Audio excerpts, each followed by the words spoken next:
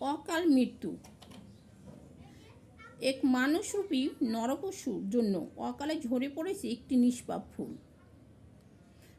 রামিসার চলে যাওয়াতে পৃথিবীটাও যেন থমকে দাঁড়ায়। মনে হয় প্রকৃতি কিছু বলতে চায়। রামিসা ওর মা বাবার চোখের হাজারো স্বপ্ন ছিল। রামিসাকে নিয়ে ওর মা বাবা অনন্ত কালের জন্য বাঁচতে চেয়েছিল। মানুষকে কুলঙ্কার এই নিষ্পাপ শিশুটিকে বাঁচতে দিল না।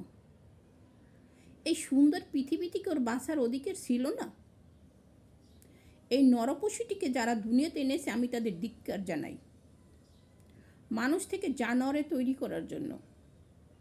আমাদের দেশের শাসন ব্যবস্থা যদি সঠিকভাবে পরিচালনা করা হতো তাহলে নরপশুগুলো পৃথিবীর বুকে আজও মাথা উঁচু করে দাঁড়িয়ে থাকতে পারত না। জানি না আর কত মায়ের সন্তানকে এভাবে বলিদান দিতে হয়। কি আর বলবো, আমার দেশ তো। আজকে হই হুল্লো, কালকে স্লোগান, পরশুদিন থমথমে বিরাজ করে।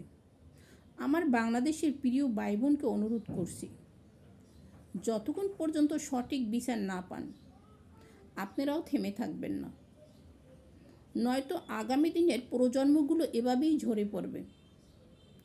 পৃথিবীটাকে নতুনভাবে সাজানোর মতো আর কেউ থাকবে না।